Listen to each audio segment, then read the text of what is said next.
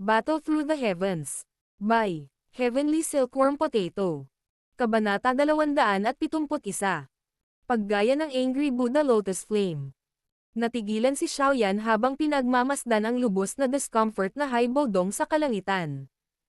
Makalipas ang mahabang panahon, hindi na nagawang tumawa o umiyak si Xiaoyan habang umiiling. Ikinaway niya ang dalawang uri ng apoy sa kanyang kamay at nakangiting sinabi. Old Hai, sa kalagayan ko ngayon, hindi ko na kayang ilabas ang pagsabog tulad noon. Ang mayroon ako ngayon ay isang Angry Buddha Lotus Flame na binago ko. Hindi mangyayari ang sitwasyon na mawawalan ako ng kontrol. Tinitigan ni Haibodong ang kumpol ng purple flame sa kamay ni Xiaoyan. Ngayon lang niya napagtanto na ang kumpol ng kulay purple na apoy na ito ay hindi isang heavenly flame. Bagamat medyo mainit ang temperatura nito, walang alinlangan na mas mahina ito kung ihahambing sa makapal na puting apoy na kinokontrol ni Xiaoyan noong nakaraang pagkakataon. Itong lalaking ito. Ilang bagay lang ang itinatago niya. Isang saglit na berdeng apoy, isang saglit na puting apoy, ngayon ay nakabuo na siya ng lilang apoy. Talagang imposibleng makita siya. Isang buntong hininga ang mabilis na sumilay sa puso ni Haibodong. Hinarap niya si Xiaoyan, umiling at nagngangalit na mga ngiping sinabi. Baliw ka, hindi ako mapakali kung nag-improve ka na ba. Kung gusto mong maglaro ka ng mag-isa. Ayokong matulad sa huling pagkakataon na muntik na akong paglaruan ng kamatayan mo. Pagkatapos sabihin ito, isang pares ng malamig na pakpak ang nakalabas sa likod ni Haibodong. Bahagya niyang tinapik ang mga ito at mabilis na lumipad sa hangin sa harap ng mga natulala na tingin ng lahat. Nang isang maliit na itim na tuldok na lamang ang natitira, sa wakas ay huminto siya. Lumilitaw na pagkatapos ng pagsabog mula sa Angry Buddha Lotus Flame ni Xiaoyan sa huling pagkakataon, ang taong ito, na dating Ice Emperor, ay talagang nagkaroon ng pisyolohikal na takot na ipinanganak. Kung hindi niya pipiliing tumakas sa harap ng napakaraming tao. Walang magawang tiningnan ni Xiaoyan si Haibodong na nagtago sa malayo. Ibinaba niya ang kanyang ulo at sinulyapan ang mga kakaibang titig na ginagamit ni Xiaoding at ng iba pang nakapaligid sa kanya upang tingnan siya. Ikinaway niya ang kanyang kamay at sinabing. Ang isang matandang tao ay kadalasang mas duwag. Ubo. Nang marinig ito, si Xiaoding at Xiaoli ay nagbigay ng ilang tuyong ubo. Bagamat medyo matanda na si Haibodong, napakalakas ng kanyang lakas na medyo nakakatakot. Nang makita ang pagganap ng Haibodong kanina, ang puso nilang dalawa ay nagsimulang makaramdam ng medyo pagkabalisa. Nagpalitan sila ng tingin at agad na tumawa ng mahina. Little Xiaoyan, ano ba talaga ang eksperimentong ito na pinaplano mong gawin? Kaka-research ko lang at nakita ko ang isang bagay at gusto kong subukan at makita kung ito ay magtagumpay. Noong huling pagkakataon na ito ay tila nabigo at bilang isang resulta, halos sabog nito ang Old Hai at ang aking sarili hanggang sa mamatay. Tila nagkaroon siya ng isang uri ng mental phobia, kaya't siya ay nasa ganitong estado. Lahat kayo ay hindi dapat mag-alala. Sa pagkakataong ito, ako ay espesyal na nabawasan ang lakas nito, kahit na sa wakas ay nabawasan ang lakas nito. Huling pagkakataon. Sinapo ni Xiaoyan ang kanyang ulo at walang ingat na sinabi. Nang marinig ang medyo hindi tiyak na tono sa mga salita ni Xiaoyan, nagsimulang tumulo ang malamig na pawis sa noo ni Xiaoding at Xiaoli. Bagamat hindi nila alam ang eksaktong lakas ng Haibodong, nakikita ang kanyang kakayahang pagsamasamahin ang mga pakpak ng Daoqi, hindi siya dapat maging mas mahina kaysa sa isang klase ng Dawang. Anong klaseng abnormal na bagay ang nilikha ni Xiaoyan na halos magpasabog ng napakalakas na tao hanggang mamatay? Matapos magtinginan sa isa't isa, ang kanilang dalawang tingin ay hindi sinasadyang naanod patungo sa maliit na itim na tuldok sa kalangitan. Napaatras ng ilang hakbang ang kanilang mga paa at tuyong tumawa. Sa tingin ko ay dapat tayong umatras ng kaunti upang mabigyan ka ng mas nakaka-relax na kapaligiran. Habang sinasabi nila iyon, ang dalawa sa kanila ay umatras sa gilid ng bukas na lupa sa parehong oras na tila sila ay may lihim na kasunduan. Nang makita ang mga kilos ng dalawang pinuno ng kumpanya, ang mga miyembro ng Desert Metal Company na nakapaligid kina Xiaoyan at Luobo ay natakot din sa kanilang mga puso. Matapos mag-isip sa pagitan ng kaligtasan at pagkamausisa, ang grupo ng mga tao ay nagmamadaling bumalik sa gilid ng training ground. Kaagad, ang masikip na lugar ng pagsasanay ay naging ganap na walang laman. Pinagmamasdan ang bukas na lugar na naging walang laman sa isang kisap mata, walang magawang umiling si Xiaoyan. Lumingon siya at ngumiti habang nakatingin sa maputlang mukha ni Luobo. Company Leader Xiaoyan, ako, sa palagay ko ay dapat na natin itong kalimutan. Mangyaring maghanap ng ibang tao. Nanginig ng mahina ang sakong ni Luobo. Nagulat siya hanggang sa nagsimulang manginig ang kanyang puso nang makita ang aksyon ni Hai Bodong kung saan nawala ang huli sa sarili. Anong lakas mayroon ang Hai Bodong? Siya ay isang malakas na tao sa klase ng Dao Huang. Kahit na sa kabuuan ng Jiama Empire, siya ay mairaranggo sa mga nangungunang iilan. Sa kabila ng pagkakaroon ng nakakatakot na lakas, talagang nawala siya sa sarili dahil sa bagay na nilikha ni Xiaoyan. Mahirap isipin kung gaano kalakas ang bagay na iyon. Talagang naghinala si Luobo kung ang kanyang mga aksyon sa panahong ito ay nagdulot ng kawalang kasiyahan kay Xiaoyan, na nagresulta sa paghahanap ni Xiaoyan ng dahilan para tapusin siya. Mr. Luobo, mangyaring magpahinga. Ang lakas ng Angry Buddha Lotus Flame sa pagkakataong ito ay hindi maihahambing sa huling pagkakataon. Sa iyong lakas, tiyak na walang magiging problema. Nang makita si Luobo, na natakot hanggang sa ang kanyang mukha ay lubos na maputi, ay naging dahilan upang si Xiaoyan ay walang magawang umiling at tumugon ng may katiyakan. Pinagmamasdan ang tila lubos na hindi nakakapinsalang maislan at gwapong mukha, naramdaman ni Luobo na hindi siya makatawa o umiyak. Bakit napunta sa kanya ang isang masamang bagay? Matapos ang mahabang panahon na buntong hininga ng malakas sa kanyang puso dahil sa kanyang swerte, mapait na ngumiti lang siya at tumango. Ang Dao Qi sa kanyang katawan ay biglang umagos at lumundag palabas sa kanyang katawan, agad na tinakpan ang ibabaw at naging solido sa isang matigas na kulay dilaw na baluti. Sa sandaling kumilos siya, tinawag ni Luobo ang kakayahan ng isang Dao Qi Armor. Lumilitaw na ang puso ni Luobo ay nakaramdam ng on-ground.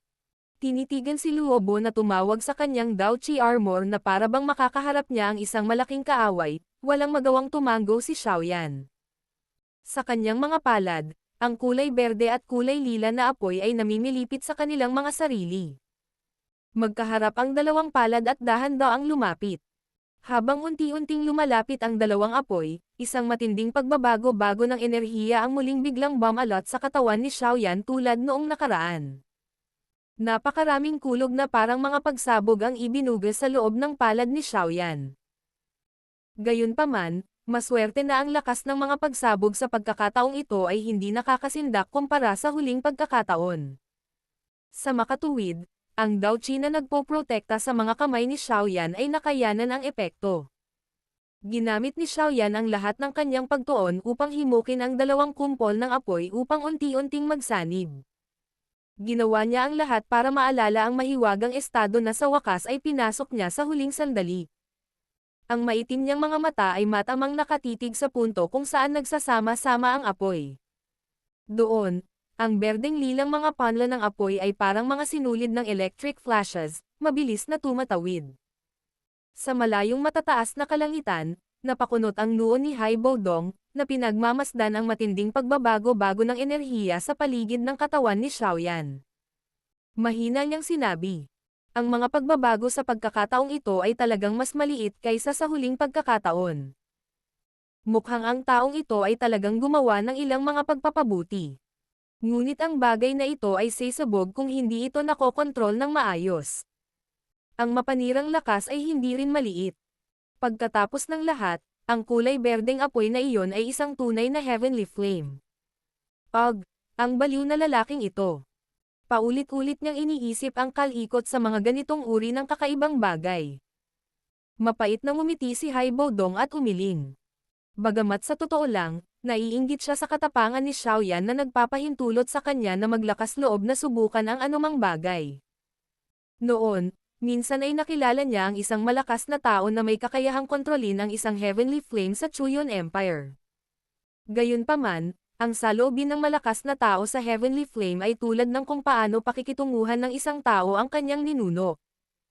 Siya ay ganap na naiiba kaysa kay Xiaoyan na talagang nangahas na random na gamitin ito upang sumanib sa isa pang apoy. Sa mata ng maraming malalakas na tao, iyon ay isang aksyon na halos katulad ng paghahanap ng kamatayan. Sa training ground, ang mga mata ni Xiaoyan ay matamang nakatitig sa kulay berde-purple na bola ng apoy na nakompress na niya. Ilang sandali pa ay biglang nanlaki ang maitim niyang mga mata. Ang kanyang mahabang 10 daliri ay paulit-ulit na dumidiin sa kumpol ng apoy. Kinokontrol ang flame cluster sa unang pagkakataon, sa wakas ay naunawaan ni Xiaoyan na ang tila random at banayad na paggalaw na ito ay talagang nangangailangan ng nakakatakot na malaking halaga ng Dao Qi mula sa flame mantra upang maitanim.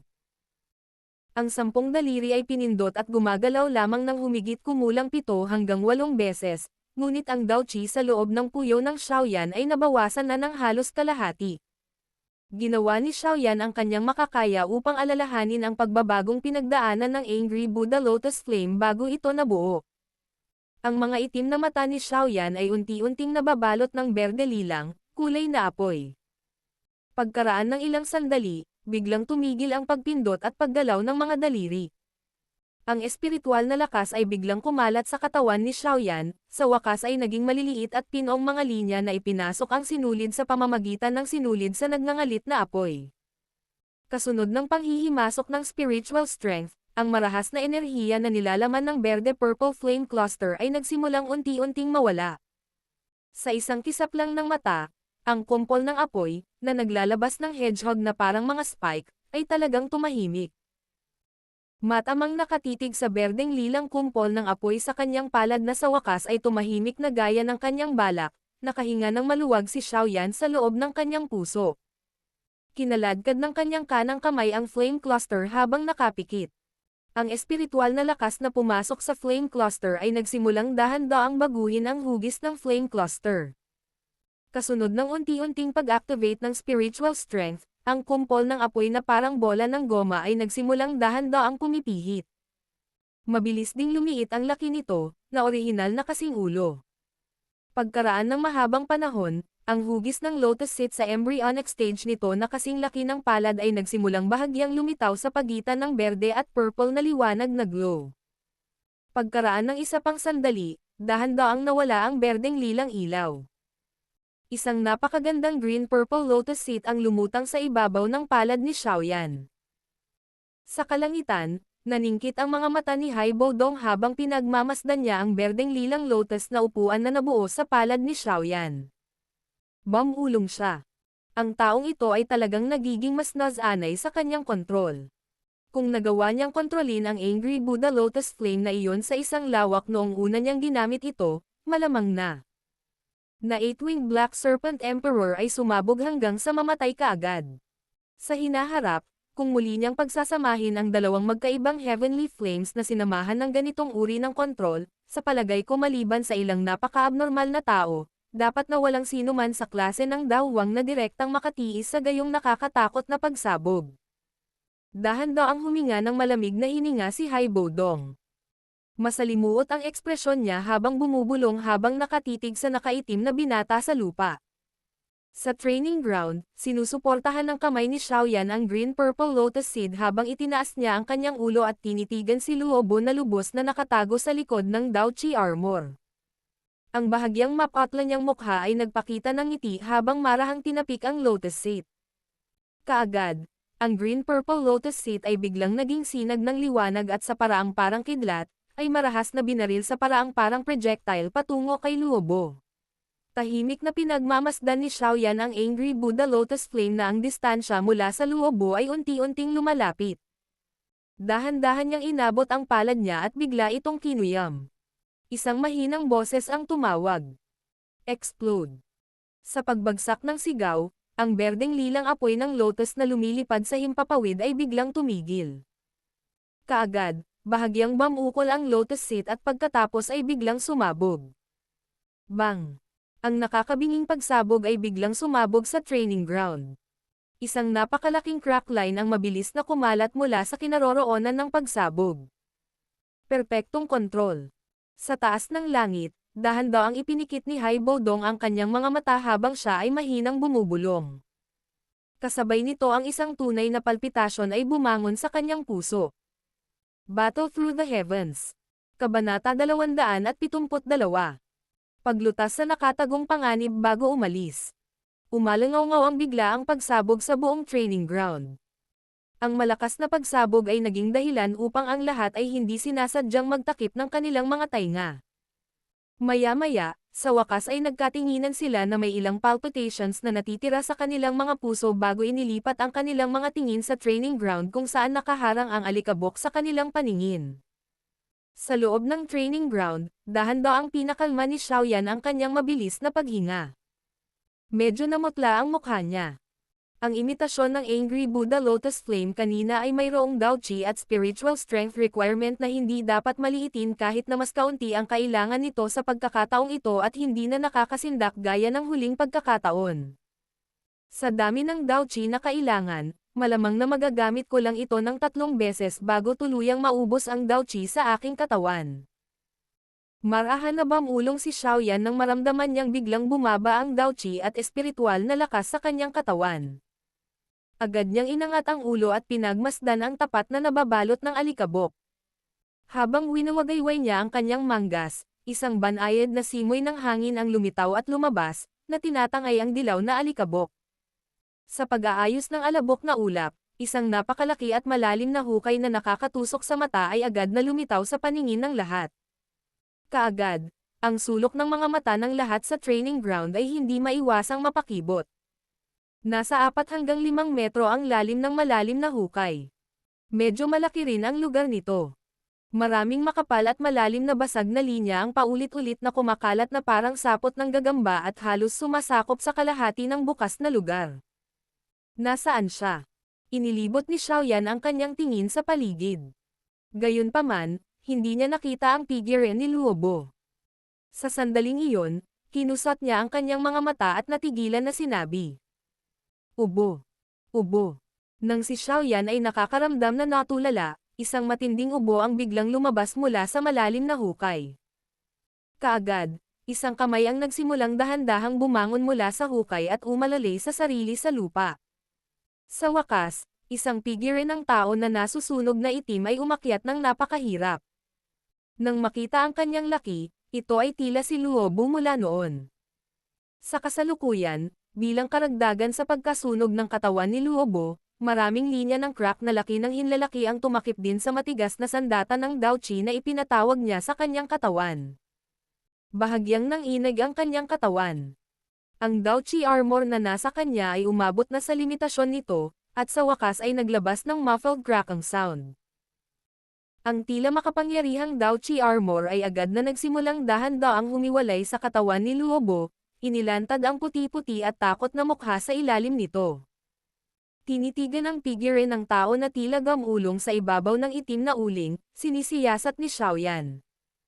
Mr. Luobo, ayos ka lang ba? Nang marinig ang pagtatanong ni Xiaoyan, dahan-daang inangat ni Luobo ang kanyang ulo. Napasulyap siya sa maselang at makisig na mukha ng binata at hindi maiwasang manginig ang katawan nito. Isang napakapangit na ngiti ang lumitaw sa kanyang maputlang mukha. Ang pinuno ng kumpanya na si Xiaoyan. Kung ang pag-atake na iyon ay medyo malapit, ang kasalukuyang ako ay malamang na hindi na maiiwan na may bangkay sa mismong sandaling ito. Tiningnan ni Xiaoyan si Luobo, na ang Daoqi sa paligid niya ay bumagsak sa pinakamababang punto nito.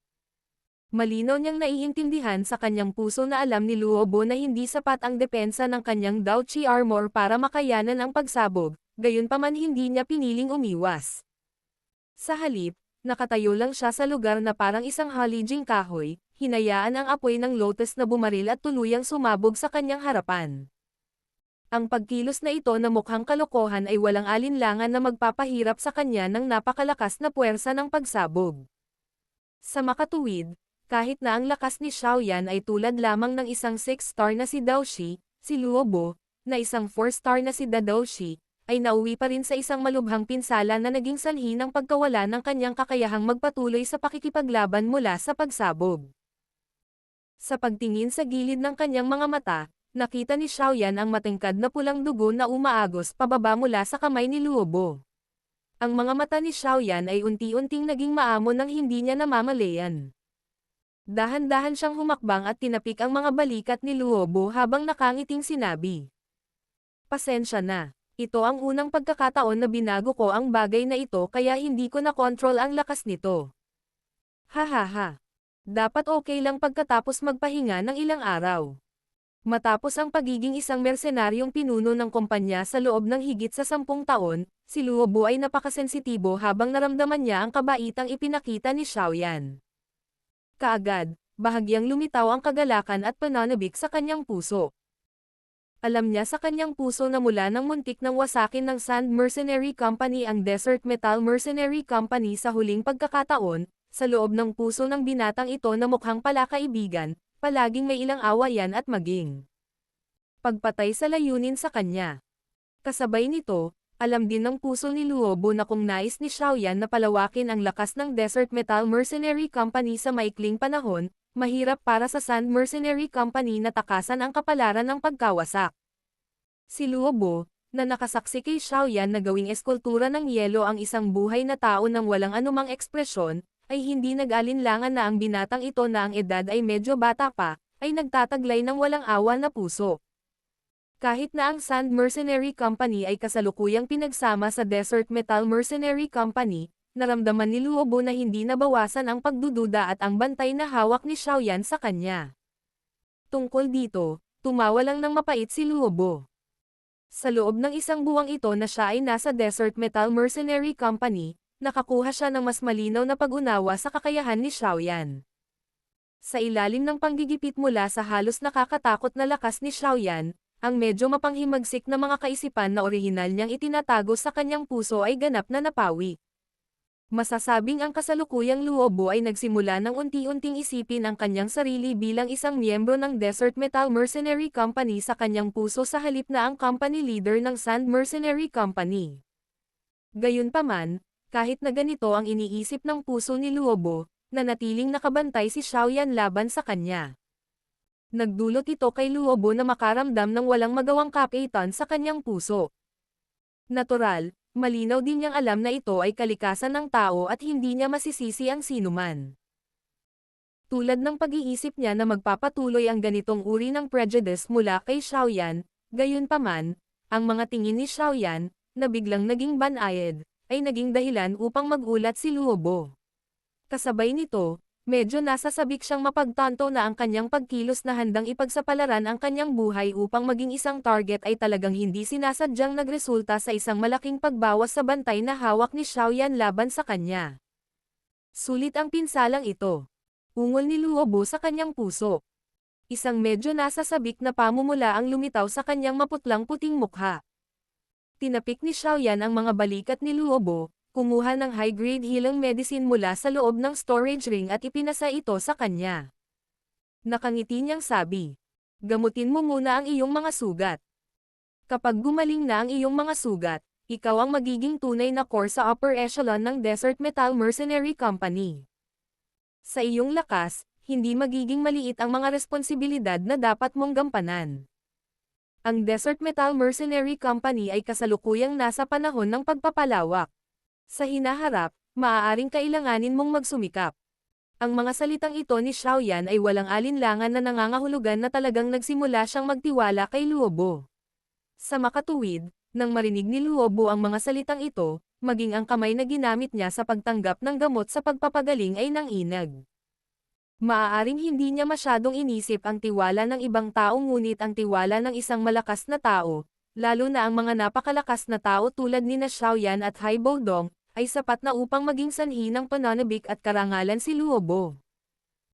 Company Leader, makatitiyak ka na sisiguraduhin kung ang mga kapatid mula sa Sand Mercenary Company ay tunay na magiging miyembro ng Desert Metal Mercenary Company.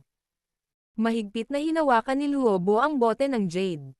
Bahagyang yumoko ang kanyang katawan kay Xiaoyan habang medyo nasasabik niyang sinabi. Hanggat maaari mong ilagay ang iyong mga saloobin sa Desert Metal Mercenary Company, magtiwala sa akin, ang mga benepisyo na matatanggap mo sa hinaharap ay magiging isang bagay na mahirap paniwalaan mo. Tinitigan si Luobo na nasa sabik na nagpapahayag ng kanyang katapatan, ngumiti si Xiaoyan at nagsalita sa malalim na paraan. Nang marinig ang biro at medyo mahiwagang mga salita, saglit na natigilan si Luobo bago siya kaagad tumugon ng magalang. Hahaha. Dapat mong mabilis na pagalingin ang iyong mga sugat. Bukas, aalis kami ni Old High sa Rock Desert City. Ang iyong lakas ang pinakamalakas sa Desert Metal Company, kaya, sa panahong ito na wala ako, maaaring kailanganin kitang pangalagaan ang Desert Metal Mercenary Company. Mahinang sabi ni Xiaoyan. Umalis. Nang marinig ito, nagtanong si Luobo sa medyo kakaibang boses. Pupunta ako sa kabisera. May ilang bagay doon na naghihintay para sa akin upang ayusin. Walang ingat na ngumiti si Xiaoyan at muling tinapik ang mga balikat ni Luobo. Agad siyang tumalikod at dahan-daang naglakad palabas ng training ground. Pinagmamasdan ang matatag na likod ng binata na nakasuot ng itim, na pabuntong hininga si Luobo. Pinakalma niya ang nasa sabik niyang puso bago tumango ng mariin. Sa gilid ng bukas na lupa, kung saan maraming magalang na tingin ang nakatingin sa kanya, pumunta si Xiaoyan sa tabi nina Xiaoding at Xiaoli. Hinarap niya ang dalawa, pareho pa rin ang mga mukha na puno ng pagtataka at ngumiti siya pagkatapos ay nagtanong. Hindi na ba kayo babalik sa inyong sarili? Little fellow, akala ko noon ay random na pinili mo si Luobo para maging target mo. Talagang hindi inaasahan na gagamitin mo talaga ang aksyon na ito para maayos itong pinakamalaking potensyal na banta sa loob ng mersenaryong kumpanya. Iniwas ni Xiaoding ang kanyang tingin kay Luobo na nasa training ground at mahinang nagsalita kay Xiaoyan. Bahagyang ngumiti si Xiaoyan, ngunit nanatiling walang pangako sa kanyang sariling mga intensyon. Itinaas ang kanyang ulo sa mata si Hai Bodong na dahan-dahang bumababa mula sa langit, mahinang sinabi ni Xiaoyan. Wala akong pagpipilian. Bukas, kailangan naming umalis ni Old High sa Rock Desert City. Kung hindi ako mag-iisip ng ilang paraan upang maalis ang ilang potensyal na banta, hindi ako makakaalis ng may kapayapaan ng isip. Aalis ka bukas. Napakabilis. Nang marinig ito, nataranta sina Xiaoding at Xiaoli habang pinagdikit ang kanilang mga kilay at nagtanong. Tama. Noong una, naghanda akong umalis papuntang kabisera isang buwan na ang nakakaraan. Gayunpaman, dahil sa aking mga pinsala, nahuli ko ang aking pamamalagi ng napakatagal. Ngayon, hindi na ako makapagpatuloy sa pagkaantala. Ngumiti si Xiaoyan at sinabing. Balak mo ba talagang pumunta sa Misty Cloud Sect makalipas ang isang buwan? Nang makita ang nakangiting mukha ni Xiaoyan, biglang naging mahina at malambot ang boses ni Xiaoding habang nagtatanong. Oo, kailangan kong pumunta doon. Itinaas ni Xiaoyan ang kanyang mga labi at bahagyang tumango. Ang kanyang boses ay mabagal ngunit matatag, nang walang kaunting kawalan ng katiyakan. Ang Misty Cloud Sect ay talagang malaking nilalang. Hindi magiging madali ang pakikitungo sa kanila. Bukod dito, ang First Elder ng Mo Clan, si Mo Cheng ay namatay sa iyong mga kamay. Bagamat itinago mo ang iyong pagkakakilanlan, maaaring nakita ito kung muli kang lilito sa Misty Cloud Sect. Kapag dumating ang oras na iyon, kahit na matagumpay mong matalo si Nolan Yanran, natatakot ako na ang mga matandang tanga ng Misty Cloud Sect na iyon ay hindi ka madaling hayaang umalis sa bundok nang walang anumang pinsala. Sabi ni Xiaoding na may pag-aalala. Kung talagang nilayon nilang kumilos ng ganito pagdating ng panahon, dapat silang maghanda na magkaroon ng buhay at kamatayan na pakikibaka. Mahinang tumawa si Xiaoyan. Itinaas niya ang kanyang ulo at tiningnan si Hai Bodong na bumaba sa isang malaking bato sa tabi nila. Nagkibit-balikat siya at tumawa. Old Hai, sumasang-ayon ka ba? Tama ang iyong kapatid. Ang Misty Cloud Sect ay hindi ganoon kadaling harapin. Nang makitang nakatingin si Xiaoyan, mapait na ngumiti si Hai Bodong. Ha, kahit anong gusto mo. Sino ang humiling sa akin na hawakan mo ako? Isang taon ng pagiging bodyguard. Sa hitsura nito ngayon, mukhang nagsimula ka ng magplano laban sa akin noon pa man. Hahaha. Isang dawwang na inihatid sa aking pintuan. Kung hinayaan ko lang na madaling umalis ang Old High, hindi ba ito isang malaking basura? Tinitigan ang walang magawang mukha ni Hai Bodong, nagbiro si Xiaoyan. Nang marinig ito, mapait na ngumiti si Haibodong at umiling. Iniangat ni Xiaoyan ang kanyang ulo sa mga sanga ng puno sa gilid para mamitas ng dahon.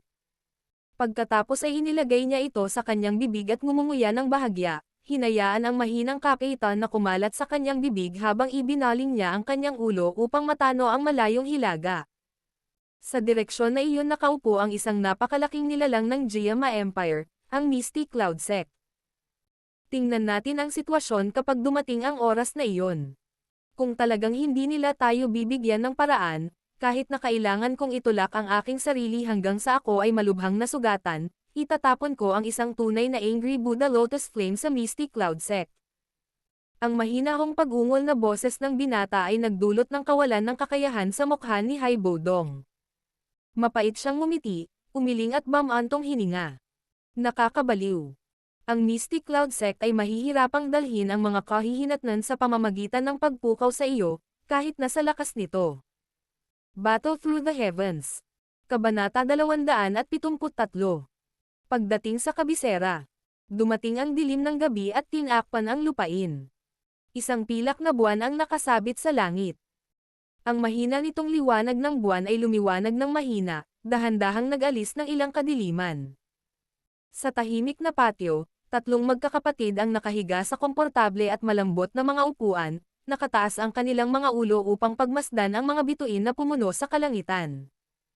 Paminsan-minsan, itinataas nila ang tasa ng alak sa tabi nila at nagbubuhos ng alak para sa isa't isa at sabay na umiinom. Ininom ang lahat ng alak sa kanyang wine cup sa isang lagok, lumingon si Xiaoyan at tiningnan ang kanyang dalawang nakatatandang kapatid na mahimbing na nahihilo.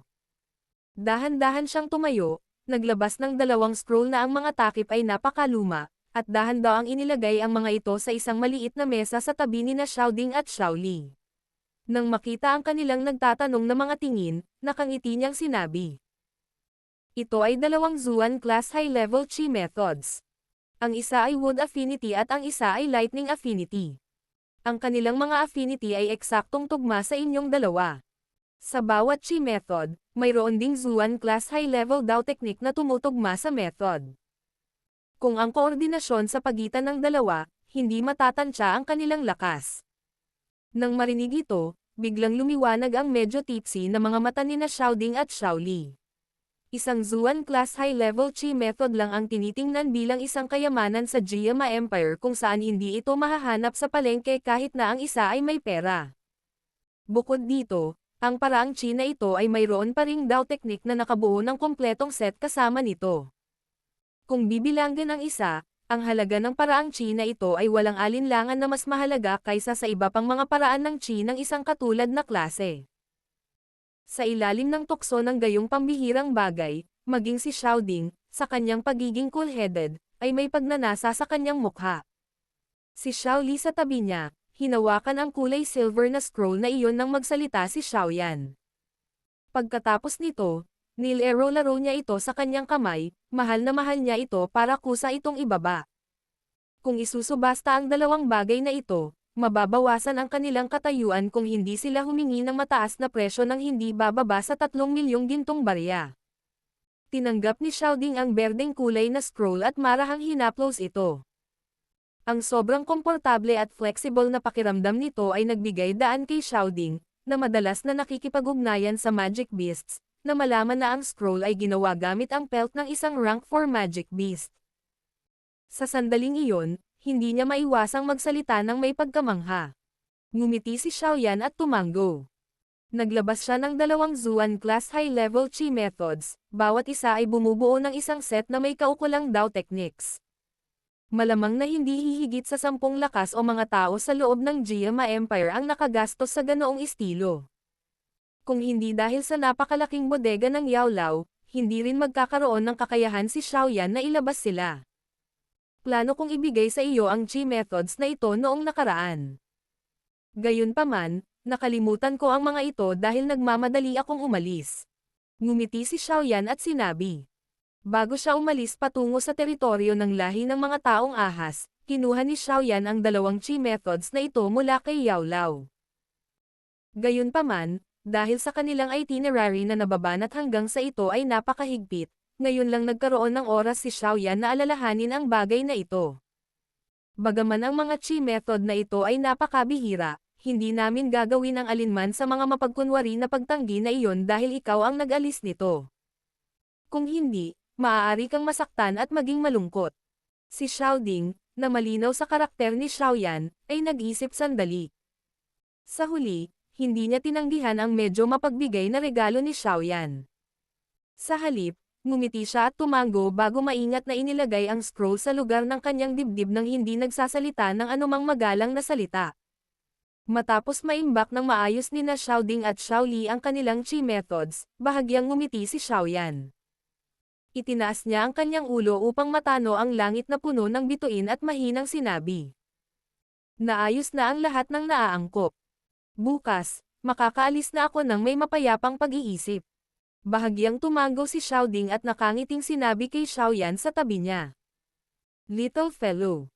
Maghihintay dito sina kuya at pangalawang kapatid sa araw na niyanig ng pangalan mo ang buong Jiama Empire sa loob ng 1 buwan. Cheers! Pagtingin kay Xiaoding na biglang naging matapang, isang init ang bumalot sa puso ni Xiaoyan. Tinanggap niya ang wine cup at sabay-sabay itong naubos. Malinaw niyang naunawaan ang kahulugan ng mga salita ni Xiaoding. Kung talagang matatalo niya si Nolan Yanran at matagumpay na umalis sa Misty Cloud Sect, ang pangalan ni Xiaoyan ay magiging isang magdamag na sensasyon sa buong Jiama Empire. Siyempre, si Little Xiaoyan, kung mabibigo kang umalis sa Misty Cloud Sect, hindi agad kami maghihiganti ng kuya mo para sa iyo. Palihim kaming magpaparaya, magnganga ang aming mga ngipin at pilit na titiisin. Maghihintay tayo hanggang sa oras na maaari tayong mag-iwan ng sugat sa Misty Cloud Sect na magdudulot ng sakit sa kaibuturan nito bago natin ito marahas na kumagat. Kakagatin natin hanggang sa mabali ang buto nito. Tinapik ni Xiaoli ang mga balikat ni Xiaoyan. Gayunpaman, ang isang kakilakilabot na magpapadala ng panginginig sa mga puso ng mga tao ay bahagyang lumabas sa kanyang nakangiting mukha. Sa disyerto, hindi nakakatakot ang mabangis na mga hayop na nagdadala ng kanilang mga pangil at nag-aangat ng kanilang mga kuko. Ang nakakatakot ay ang mga makamandag na ahas na tahimik na nagkukubli sa ilalim ng dilaw na buhangin. Hindi nila madaling ipakita ang kanilang mga pangil. Gayunpaman, sa sandaling dumating ang pagkakataon, isang nakamamatay na welga ang agad na lalabas mula sa dilaw na buhangin. Sa tatlong magkakapatid ng Xiao clan, si Xiaoding ay kalmado, matalino at malayo ang paningin, si Xiaoli ay makasalanan at mabisyo, habang si Xiaoyan ay misteryoso at hindi mahuhulaan. Magkaiba ang karakter nilang tatlo ngunit nagawa nilang maging dahilan ng pagkabalisa ng kanilang mga kalaban at maging malamig ang kanilang mga puso. Pagtingin sa madilim at malubhang Xiaoli, isang init ang damaloy sa puso ni Xiaoyan. Bahagya siyang tumango at muling uminom ng isang buong tasa ng makapangyarihang alak na nagpasunog sa kanyang lalamunan. Nagkatinginan silang tatlo at tumawa ng malakas. Kinaumagahan ng sumunod na araw, sina Xiaoyan at Hai Bodong ay hindi nagpaalerto sa sinuman habang sila ay umalis sa Desert Metal Mercenary Company. Parang sa tuwing aalis siya ng tahimik. Sa bughaw na kalangitan, dalawang umaagos na ilaw ang biglang lumapit sa malayo, na may dalang marahas na hangin sa likuran nila. Ilang sandali pa, lumitaw sila sa gilid ng langit bago tuluyang iniwan ang maraming inggit na mukha ng mga dumadaan sa lupa. Xiaoyan, hindi ba tayo makakatipid ng maraming problema kung diretso tayong lilipad sa kabisera? Bakit gusto mo pa ring pumunta sa Tanj City para gamitin ang lumilipad na hayop? Ang bilis nila ay mas mabagal kaysa sa bilis ng paglipad natin. Ikanawit ni Hai Bodong ang kanyang pares ng malamig na nagyayelong pakpak sa kanyang likod, sinulyapan ang tanawin na mabilis na dumaan sa ilalim niya bago lumingon. Ang kanyang Daochi ay may halong hibla ng kanyang boses, na medyo hindi nasisiyahan, dahil ito ay ipinadala sa tainga ni Xiaoyan. Nang marinig ang mga salitang ito mula kay Hai Bodong, si Xiaoyan, na ginagamit ang lahat ng kanyang lakas upang magmadali sa kanilang paglalakbay, ay hindi napigil ang tumawa ng mapait sa kanyang puso at umiling. Tahimik niyang naisip. Mula rito hanggang sa kabisera ay isang paglalakbay na ilang libong kilometro. Noong nakaraan, kung mayroon akong suporta sa lakas ni Yao Lao, makakayanan ko ito. Gayunpaman, Kasalukuyang natutulog si Yao Lao. Sa lakas lamang ng aking 6-star Daoshi, paano ko ito titiisin nang hindi humihinto upang magpahinga? Kapag dumating ang oras na iyon, ang iba ay maaaring makita sa aking harapan. Bagamat nag-iisip siya sa ganoong paraan sa kanyang puso, si Xiaoyan ay natural na hindi sisigat sa ganitong paraan. Ang purple cloud wings sa likod ni Xiaoyan ay pumutok at ang kanyang bilis ay bahagyang nabawasan. Nakangiting sabi niya, "Hihihi. Gusto ko lang gamitin ang oras na naglalakbay sa lumilipad na hayop para pag-aralan ang Heavenly Flame. At saka, hindi ka ba nagpaplanong maghanap ng mga sangkap na panggamot para sa spiritual recovery purple pill? Maaari tayong tumigil sa ilang malalaking lungsod. Mas mataas ng kaunti ang posibilidad na mahanap natin sila doon." Nang marinig ito, sa wakas ay naging mas maluwag ang ekspresyon ni Hai Bodong. Walang magawa siyang tumango. Sa pag-alala sa mga pambihirang sangkap ng gamot na may mga pangalan na hindi pa niya naririnig, hindi niya maipagpatuloy ang pagsalungat sa desisyon na kunin ang mga lumilipad na hayop. Nang makitang hindi nagpatuloy si Hai Bodong, si Xiaoyan ay tahimik na nakahinga ng maluwag sa loob ng kanyang puso.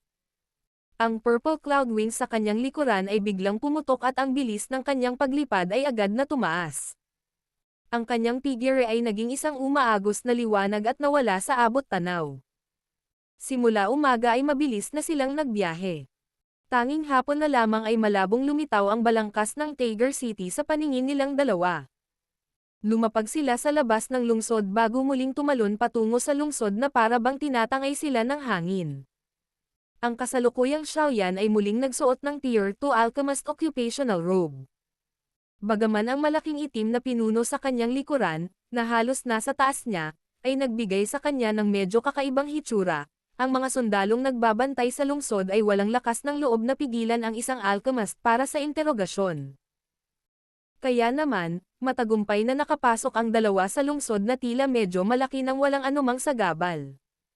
Matapos makapasok sa lungsod, pumunta muna sina Xiaoyan at Hai Bodong sa mga tindahan ng gamot na mukhang medyo malaki at hinanap ang mga ito ng paisa-isa.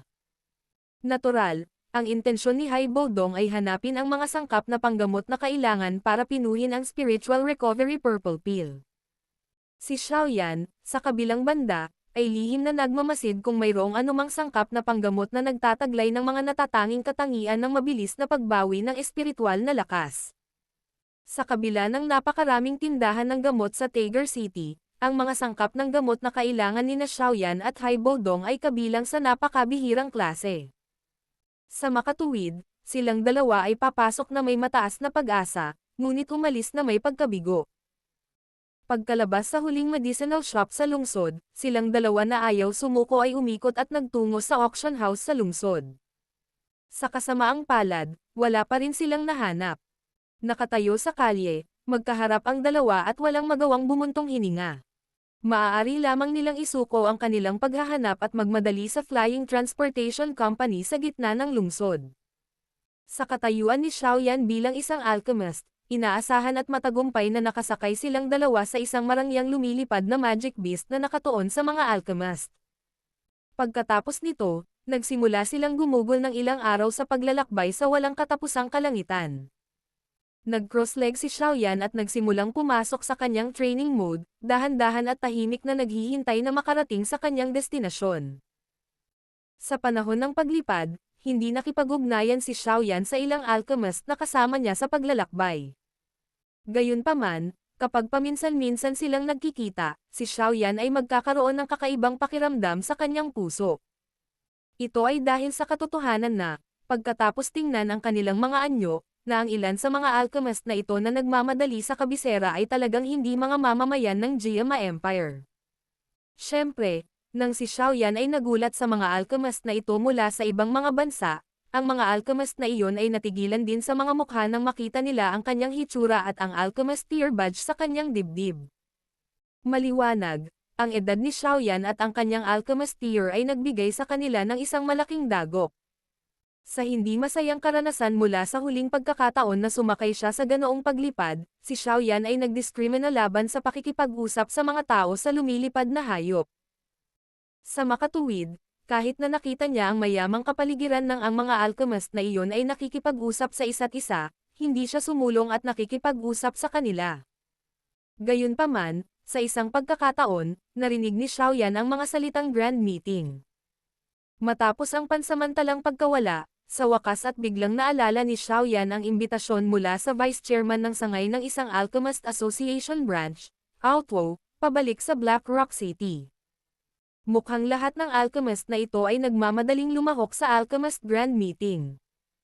Tumango si Xiaoyan.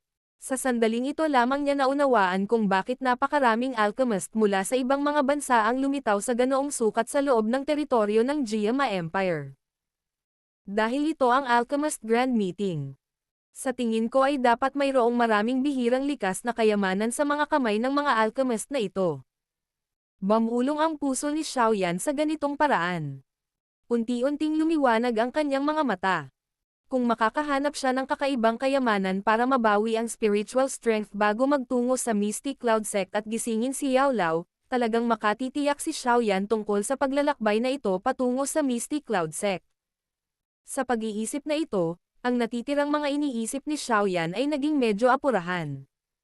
Habang naghihintay siya, ang lumilipad na hayop na lumipad ng halos 7 araw sa wakas at unti-unting nakarating sa destinasyon nito, ang kabisera ng Jiama Empire, Jiama Sacred City.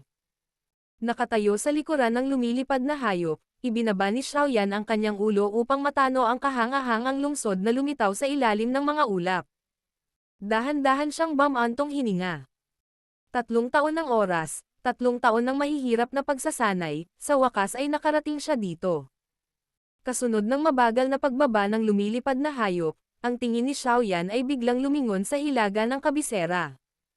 Doon, isang napakalaking bundok na tiyak na napakalaki, nakadapat tulad ng isang malaking dragon, mahinang naglabas ng aura na pumailanglang sa langit. Matatagpuan sa lugar na iyon ang malaking kapangyarihan ng Jiama Empire, ang Mystic Cloud Sect. Mystic Cloud Sect. Nolan Yanran, ang walang kwentang taong ito noon ay dumating ayon sa ating kasunduan. Ang mga mata ni Xiaoyan ay matamang nakatitig sa maringal na taluktok ng bundok na nakatago sa mahinang fog. Sa sandaling ito, ang kanyang katawan ay nanginginig ng matindi. Battle Through the Heavens. Kabanata 274. Primer Auction House, isang matandang kaibigan. Kalokohan. Sa hinaharap, hindi ako uupo sa sirang bagay na ito. Ang mabagal na bilis na ito ay talagang nagiging sanhi ng pakiramdam ng mga tao na hindi makayanan. Pagkatapos maglakad palabas sa masikip na Flying Transportation Company, malalim na lumanghap ng sariwang hangin si Haibo Dong habang siya ay mahinang nagmura. Nang makita ang pangit na ekspresyon sa mukha ni Haibo Dong, ngumiti si Xiaoyan at itinaas ang kanyang ulo. Ang kanyang tingin ay tumawid sa kahangahangang kabisera na ito at hindi maiwasang mapabuntong hininga sa papuri. Sa napakalaking sukat, ang Jiama Sacred City na ito ay tiyak na nangunguna sa mga tuntunin ng laki sa lahat ng mga lungsod na nakita ni Xiaoyan. Talagang karapat-dapat itong tawaging kabisera ng Jiama Empire, na sobrang dominante at walang katulad. Nakangiting sabi ni Xiaoyan habang iniklik niya ang kanyang dila at naglalabas ng tunog ng paghanga. Hindi interesado si Haibo Dong na panoorin ang mga nakakainip na gusaling ito. Lumipat ang kanyang tingin sa kanyang paligid bago siya biglang nagtanong. Kailan ka pupunta sa Mystic Cloud Sect? Kalahating buwan mula ngayon. Napaisip si Xiaoyan at kinalkala ang oras sa 3-year agreement bago sumagot. Marami pa bang oras? Saka saan tayo pupunta ngayon? Nang marinig ito, kumunat ang noo ni Haibo Dong at inis na tanong niya kaagad. Sige. Pumunta muna tayo sa auction house sa kabisera para tingnan. Iyon ang pinakamalaking lugar sa Jiama Empire para magsagawa ng mga transaksyon sa negosyo. Dapat ay mayroon itong mga bagay na kailangan natin. Pagkatapos nito, pupunta tayo sa punong tanggapan ng Alchemist Association. Hinaplos ni Xiaoyan ang kanyang baba at sumagot habang nakangiti. Ang session na ito ng Alchemist Grand Meeting ay gaganapin doon. Iisipin kong tingnan. Bukod dito, mahilig ang mga alchemist na mangolekta ng lahat ng uri ng iba't ibang mahalagang sangkap na panggamot. Maaaring posible na mahanap natin ang mga sangkap ng gamot na kailangan para sa spiritual recovery purple pill doon. Hihihi. Ganun din naman. Ang Alchemist Grand Meeting na ito ay isang bihira at magandang kaganapan sa Giama Empire. Nakakalungkot na makaligtaan ito. Hindi tinutulan ni Haibo Dong ang plano ni Xiaoyan. Hinimas-himas niya ang kanyang puting balbas, ngumiti at sinabing may kaunting interes. Ngunit talagang sulit para sa iyo na tingnan ang Alchemist Grand Meeting na ito. Para sa isang alchemist, hindi lamang pinapayagan kang makipag-ugnayan sa mga nasa parehong hanap buhay, ngunit mayroon din itong medyo hindi pangkaraniwang kahalagahan sa parehong oras. Hanggat kaya ng isa ilantad ang kinang doon, talagang hindi masusukat ang kinabukasan. Ang bawat Alchemist Grand Meeting ay nakakaakit ng atensyon ng maraming makapangyarihang lakas. Ang mga alchemist na iyon na may mahusay na kasanayan sa pagpino ay magiging parang hot buns para sa mga lakas na ito upang manalo. Ang uri ng pagtrato na natatanggap ng mga alchemist na ito ay talagang nagiging sanhi ng pagkainggit ng mga tao na mayroon silang udyok sa pagpatay. Nang marinig ang medyo pinalaking salita ni Haibo Dong, ngumiti si Xiaoyan ngunit bahagyang umiling. Sinabi niya, ang isang alchemist ay isang espesyal na trabaho na binibigyang pansin at hinahanap ng marami saan man sila naruroon.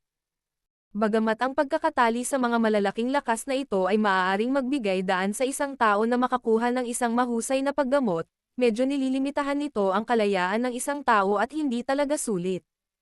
Hindi sulit. Paano ito? Dapat mong malaman kung sino si Guhi, tama ba? Nang marinig ang mga salita ni Xiaoyan, inilibot ni Haibo Dong ang kanyang mga mata, kinukat ang kanyang mga labi at sinabing, Pilking Guhi, wala talagang sino man sa Giama Empire na ito ang hindi nakakakilala sa kanya. Nagkibit balikat si Xiaoyan at mahinang tumawa. Hindi lang niya alam ang tungkol sa kanya, nag-away pa sila. Siya ang pinakamalaking itim na kabayo sa Alchemist Grand Meeting, 2 sesyon ang nakalipas. Bago ang panahong iyon, walang gaanong nakakaalam ng pangalan ni Guhi. Mula nang ihayag niya ang kanyang kinang sa Grand Meeting, nakuha niya ang mata ng dating pinuno ng Mystic Cloud Sect. Pagkatapos nito, inanyayahan siyang maging elder ng Mystic Cloud Sect. Noon, si Guhi ay isa lamang Tier 4 alchemist. Gayunpaman, sa loob ng ilang taon na ito, kasama ang malaking kayamanan ng Mystic Cloud Sect sa likod niya, ang kanyang kakayahan sa pagpino ay tumaas ng 2 tier. Bilang karagdagan, nagbago rin ang kanyang reputasyon mula sa pagiging hindi masyadong kilala, tungo sa kasalukuyang Pilking na iginagalang ng lahat. Natawa si Haibo Dong. Sa makatuwid, kung hindi dahil sa Mystic Cloud Sect, kakailanganin niya ng 20 taon pa bago maabot ang pagkilalang kasalukuyang nakamit niya. Nagsalubong ang mga kilay ni Xiaoyan sa medyo nagulat na paraan. Hindi niya inaasahan na talagang dumating si Guhi sa ganitong paraan. Ang isang alchemist ay talagang isang pambihirang trabaho. Gayunpaman, ito rin ay isang trabaho na sumusunog ng malaking halaga ng pera. Bagamat ang kakayahan ng isang tao sa pagpino ay lubos na nakasalalay sa talento, kung ang isang tao ay walang-walang katapusang supply ng mga sangkap na panggamot upang suportahan siya, napakahirap na mabilis na itaas ang kanyang kakayahan at antas kung gaano man kalaki ang kanyang kakayahan upang suportahan ang kanyang talento. Walang katapusang supply ng medicinal ingredients, magagawa nilang manatiling relax at makatipid ng oras na kailangan para maghanap ng mga gamot na sangkap sa ilalim ng ganoong konsentrasyon. Ang tagumpay na maaaring makuha ng isang tao ay natural na mas mayaman kaysa sa mga librerag alchemist na iyon, kaya marami ring mga alchemist na gustong maghanap ng mga financial backer na magpapahintulot sa kanila na magwaldas ng pera sa meeting alchemist. Habang dahan-daang naglalakad ang dalawa sa kalye kung saan dumarating at pupunta ang mga tao, tamad na nagsalita si Haibo Dong habang ipinasok ang kanyang mga kamay sa kanyang manggas. Marahil iyon ang kaso. Ngunit hindi ako interesado sa ganoong uri ng bagay. Nagkibit balikat si Xiaoyan. Kasama si Yao Lao, ang napakaraming gerong ito na gumagabay sa kanya sa tabi, walang alinlangan na napakakaunting mga ditor na gagawin ni Xiaoyan. Sa makatuwid, nagawa niyang maging isang batang Tier 2 alchemist mula sa isang binata na hindi pa pamilyar sa mga halamang gamot sa loob lamang ng 3 taon na ang nakakaraan. Dahil din sa kadahilanang ito na hindi niya malinaw kung gaano kahirap para sa mga ordinaryong librerag alchemist na mabilis na itaas ang kanilang kakayahan. Kung tutuusin, hindi lahat ay kasing swerte niya. Siyempre, sa iyong mga kasanayan sa pagpino, walang sino man sa buong Giama Empire, kabilang ang Mystic Cloud Sect ang may kwalifikasyon na kumuha sa iyo. Umiling si Haibodong at tumawa. Kalimutan ang tungkol sa Giama Empire, isang high-tier alchemist na kayang magpino ng isang tier 6 na medicinal pill ay magiging napakahusay din kahit sa kontinente ng Daochi. Bahagyang ngumiti si Xiaoyan ngunit hindi direktang tumugon. Hindi kasama ang kadahilanan ng Yao Lao, ang kanyang sariling tier ay lamang ng isang tier 2 alchemist. Siyempre, pagkatapos ng isang taon ng matinding pagsasanay sa disyerto, ang kasalukuyang siya na nagtataglay ng Green Lotus Core Flame ay may kumpiyansa na ang kanyang kakayahan sa pagpino ay hindi hihigit sa isang tier 3 alchemist. Gayunpaman, malinaw din sa kanya na kahit ang isang tunay na tier 3 alchemist ay magkakaroon pa rin ng napakakaunting pagkahumaling sa isang dawang tulad ng Haibodong. Ang tanging dahilan kung bakit patuloy na mananatili si Haibodong sa paligid ni Xiaoyan at kusang loob na ibaba ang kanyang katayuan upang maging bodyguard ay dahil sa inakala niyang si Xiaoyan ay nakapagpino ng isang baitang 6 na medicinal pill. Sa makatuwid, pinatigas niya ang kanyang puso at pumayag na protektahan ang kaligtasan ni Xiaoyan sa Mystic Cloud Sect. Kung malalaman ni Haibodong ang katotohanan sa hinaharap at hindi pa madyay gising si Yao Lao, magiging isang maliit na problema kung siya ay bumangga na lang ng galit. Kung masyado niyang pinaghirapan ang mga bagay, maaari niyang pilitin si Xiaoyan na ibalik ang mahiwagang fragment ng mapa. Pagkatapos ng lahat, ang kanilang pakikipagtulungan ay karaniwang binuo sa paunang kinakailangan na ang parehong partido ay may magkatulad na lakas. Si Xiaoyan, bilang isang Daoshi at isang tier 2 alchemist, ay malinaw na walang kwalifikasyon na makipagtulungan sa isang Daohuang. Mukhang kailangan ng mabilis na magising ang guro. Kung hindi, kapag nakolekta na ni Haibodong ang lahat ng mga sangkap na panggamot, paano ko mapapadalisay ang tier 5 medicinal pill na iyon? Napabuntong hininga si Xiaoyan sa kanyang puso. Bigla niyang napagtanto na wala si Yao Lao sa kanyang tabi, ang siya sa kanyang kasalukuyang marupok na estado ay talagang nahaharap sa mga paghihigpit sa lahat ng dako. Pagkatapos ng lahat, ang mga malalakas na tao na nakilala ni Xiaoyan ay lahat ay may mga lakas na higit pa sa kung ano ang kayang makipag-ugnayan ng isang taong may kakayahan. Sino ang mag-aakala na ang isang Daoshi ay talagang makakagulo sa plane ng mga Daohuang? Kung ito ay ibang tao sa halip, ang pagtatangka sa isang estranghero na si Daohuang na sundan siya bilang isang bodyguard na may lakas lamang ng isang Daoshi ay walang alinlangan na isang kakaibang kaisipan. Gayunpaman, si Xiaoyan na may tulong ni Yao Lao ay nagawang malampasan ang kawalan na ito at nanguna sa pakikipag-ugnayan sa mga napakalakas na taong ito. Gayunpaman, ito rin ay dahil sa kadahilanang ito na si Xiaoyan, na ang tunay na lakas ay hindi masyadong malakas, ay kailangang laging maging maingat kapag kaharap ang mga napakalakas na taong ito. Higit pa rito, kailangan niyang puwersahang kumilos ng mahinahon habang hinahawakan niya ang mga ito, hindi nangangahas na ibunyag ang kahit katiting na bagay na magbibigay sa kanyang sarili. Lakas. Hanggat kaya kung maabot ang klase ng Daohuang, sa tingin ko ay dapat kong sundan ang yapot ni Yao Lao. Kapag dumating ang oras na iyon, hindi ko na kailangang gumawa ng mga bagay na nananamantala sa lakas ng ibang tao. Si Xiaoyan ay tumawa ng mapait at mahinang bamulong sa kanyang puso. Gayunpaman, ang tumatawa na boses ni Haibodong, biglang naputol ang pag-iisip ni Xiaoyan. Hoy, nakarating na tayo sa auction house. Nang marinig ito, dahan-daang huminto ang mga yapak ni Xiaoyan. Itinaas niya ang kanyang ulo at pinagmasdan ang malaking gusali at ang espesyal na simbolo na lumitaw sa dulo ng kalye. Biglang bumungad sa kanyang mukha ang pagkagulat habang umiling at bumuntong hininga. Talagang karapat-dapat itong tawaging headquarters ng Primer Clan. Ang laki ng gusali ay talagang hindi maikukumpara ng sangay sa Wotan City. Hihihi. Ang Primer Clan ay isa sa 3 malalaking clan ng Giama Empire. Ito ay may mahabang kasaysayan at matibay na pundasyon. Maging ang Mo Clan mula sa Yan City ay walang alinlangan na isang biglang mayaman ngunit bastos na angkan kung ikukumpara sa kanila. Nakangiting sabi ni Hai Bodong sa angkan ng Mo na gustong mangibabaw sa hilagang silangang rehiyon ng imperyo. Mga taong ayaw sa kanila.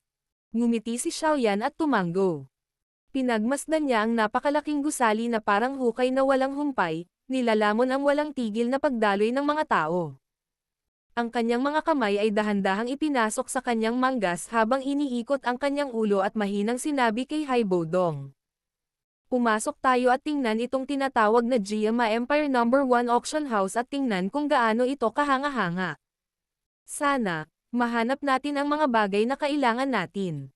Sa sandaling sinabi niya ang mga salitang iyon, pinangunahan ni Xiaoyan ang daan habang dahan-dahan silang naglalakad patungo sa dulo ng isang maluwang na kalye na sementado ng bluestone.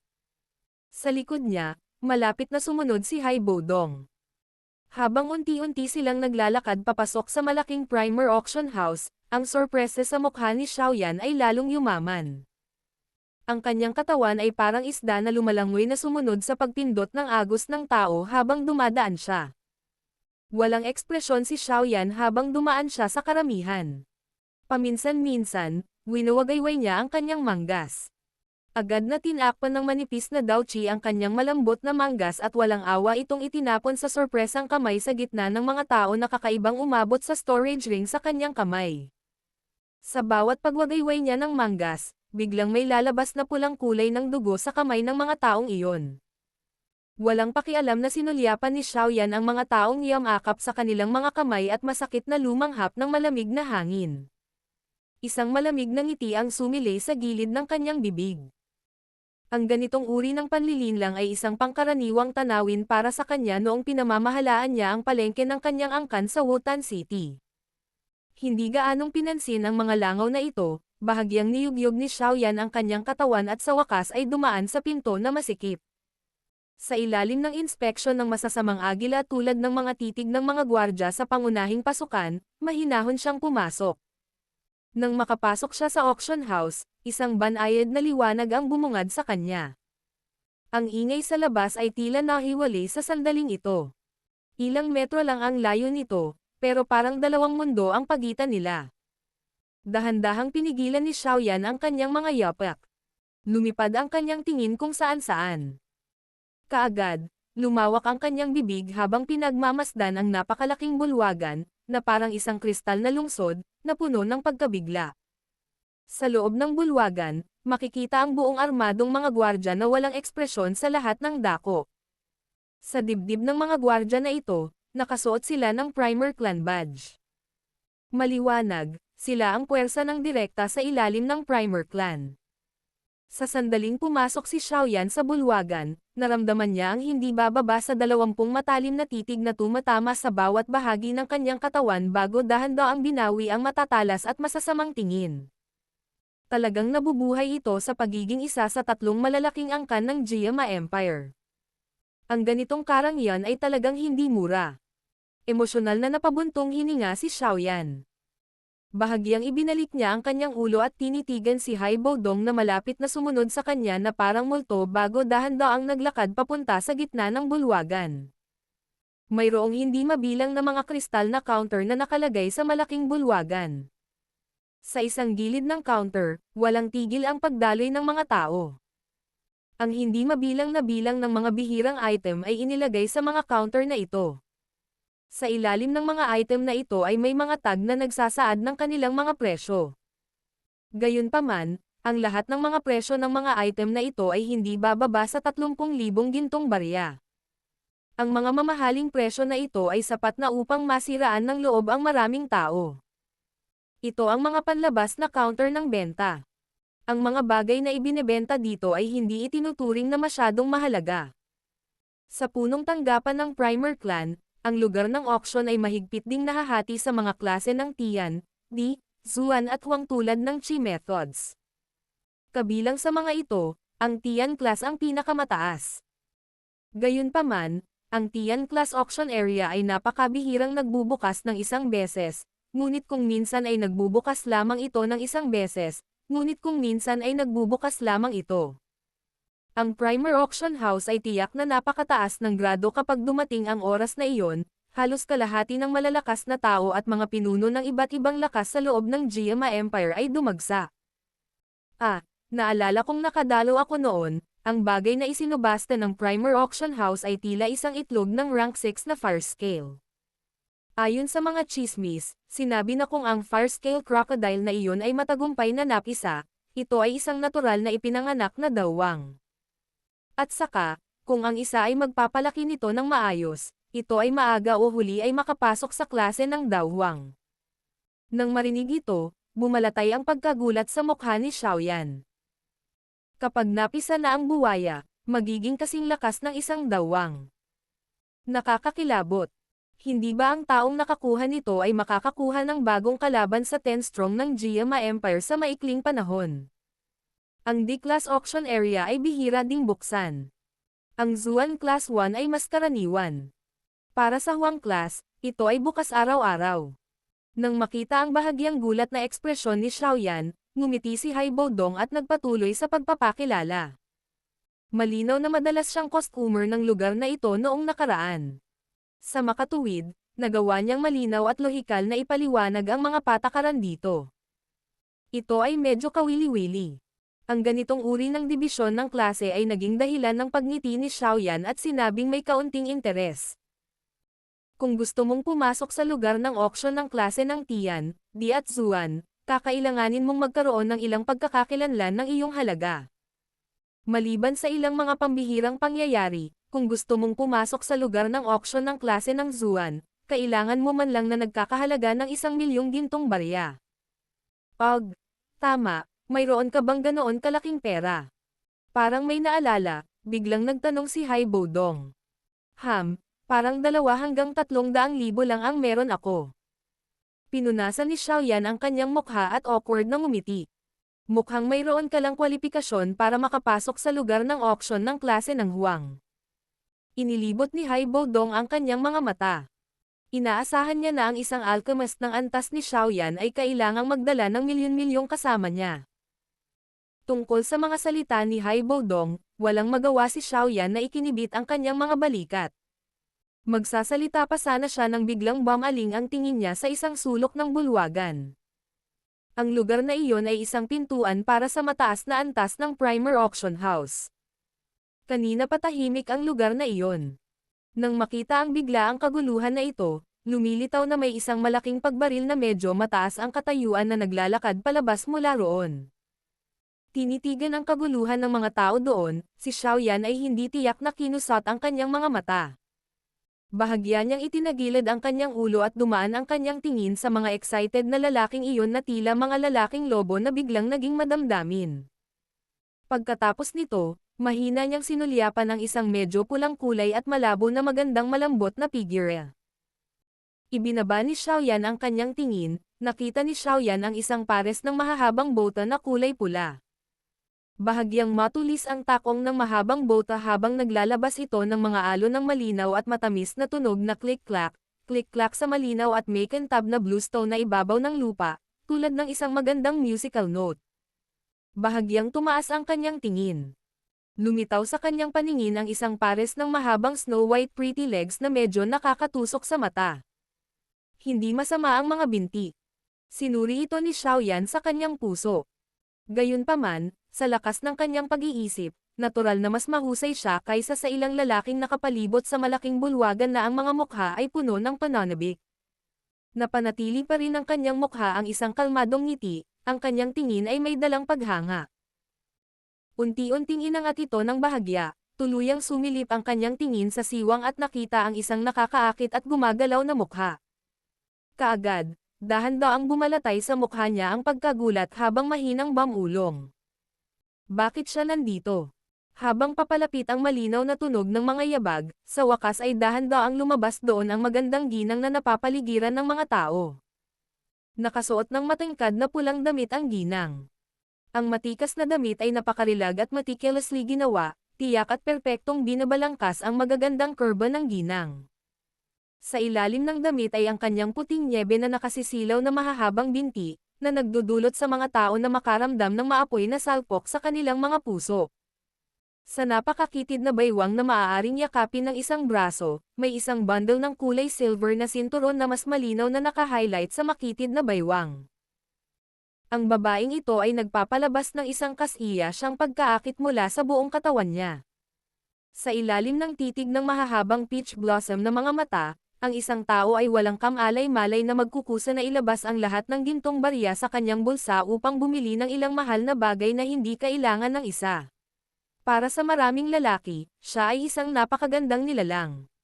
Ang babaeng pusa na ito na puno ng tukso sa buong kanya na umaakit sa puso ng maraming lalaki.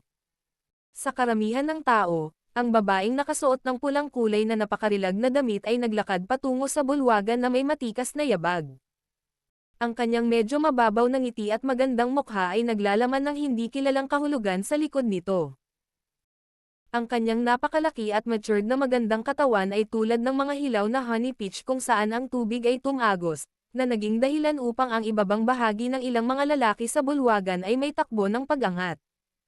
Kaagad, may ilang nahihiyang mukha na mga tao sa bulwagan upang maingat na hilahin pabalik ang kanilang tiyan. Ang kaakit-akit na kagandahan ay lumilitaw na may isang mahusay na katanyagan. Mula nang mag-walkout siya hanggang ngayon, may mga taong paulit-ulit na nakangiti at bumabati sa kanya. Marahil ang ilan sa mga pagbeting ito ay pinuntirya sa kanyang kagandahan, ngunit karamihan sa mga ito ay malinaw na dahil sa kanilang paggalang sa kanyang katayuan. Ang napakarilag na bihis na babae ay elegante at mahinahong humawak sa mga customer sa paligid. Ang kanyang mababaw na ngiti ang pumutol sa mga naiinip na mga taong gustong sampilan siya ng pilit. Ang isang pares ng peach blossom na mga mata na tila na timpla ng tubig sa bukal ay random na natangay sa bulwagan. Matapos ang sinumang makatagpo ng pares ng mga mata na ito na tila naglalaman ng isang kaakit-akit na pangakit, ang kanilang mga lalamunan ay hindi sinasadyang gamulong ng bahagya. Ang isang mainit na apoy ay masusunog at tumaas sa malalim na bahagi ng kanilang mga mata. Sa hitsura nito, pagkauwi ng mga taong ito, akala nila ang kanilang mga asawa o babaeng katulong sa bahay ay ang kaakit-akit na babaeng ito na puno ng tukso. Ang kaakit-akit na peach blossom na magagandang mata ay dahan-daang dumampi sa bulwagan. Sa sandaling ito ay malapit ng bawiin, ang tingin ay biglang tumigas. Bigla ding huminto ang mga yabag sa paglalakad. Ang kanyang tingin ay blanko na nakapos sa gilid ng isang kristal na counter sa hindi kalayuan sa katawan ng isang itim na nakadamit na binata na may dalang malaking itim na ruler sa kanyang likod. Agad na lumitaw ang kawalang paniwala sa magagandang mata na iyon. Dahil pinagtutuunan ng pansin sa malaking bulwagan, ang pagkilos ng napakarilag na bihis na babae ay walang pag-aalinlangan na naging dahilan ng pagbelang ng lahat ng tingin. Gayunpaman, nang makita nila ang maislan at gwapong itim na nakadamit na binata, medyo natarante rin sila. Nang matano nila ang napakabihirang at kakaibang damdamin ng napakarilag na nakadamit na ginang, ang ilang inggit sa binata ay umusbong sa kanilang mga puso nang hindi nila namamalayan. Hindi pinapansin ang matalim na kutsilyong iyon na parang mga tingin mula sa kanyang paligid, ngumiti si Xiaoyan sa napakagandang bihis na babae na nakatitig sa kanya ng blanko. Ang kanyang ngiti ay banayad at ang maitim na mga mag-aaral ay kasing linaw ng mga 1.5 taon na ang nakalipas. Nang makita ang malinaw ng ngiti gaya ng dati, sa wakas ay naniwala ang ginang na ang bagong Xiaoyan na ito, na tila may edad na, ay talagang kapareho ng batang nagpapanggap na misteryoso. Nagpalabas ng malinaw na mga yabag ng paa, ang napakagandang bihis na babae ay dahan-daang naglakad patungo kay Xiaoyan. Ilang sandali pa ay huminto ito sa harap niya. Sa sobrang malapit na pakikipag-ugnayan, napagtanto niya na ang batang lalaki na umabot lamang sa antas ng kanyang dibdib ay nagawang tumingin sa kanya sa pantay na antas. Little brother Xiaoyan, pagkatapos ng 3 taon na hindi kita nakita, mukhang nagbago ka na talaga. Umabot ka na talaga sa puntong halos hindi na kita makilala. Habang siya ay nakangiti at nakatingin sa maselang at makisig na binata, ang napakarilag na ginang ay malumanay na huminga ng hangin.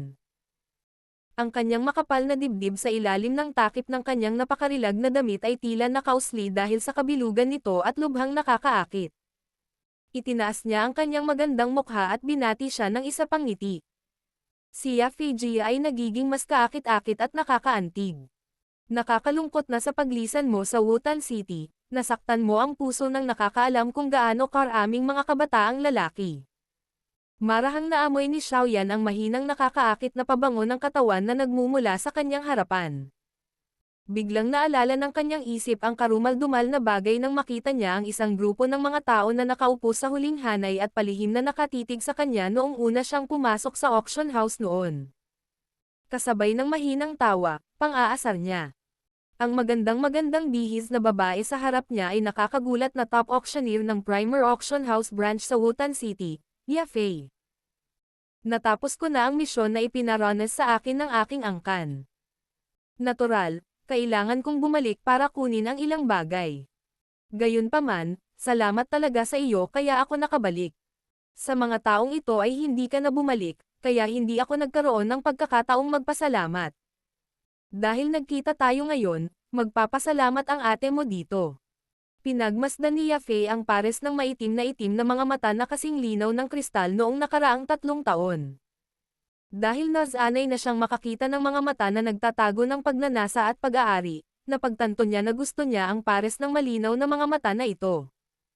Itinaas niya ang kanyang mapupulang makinis na labi, inilagay ang kanyang mga kamay sa likod niya at bahagyang isinandal ang kanyang katawan paarap habang nakaharap si Xiaoyan at nagsalita ng may bahagyang ngiti.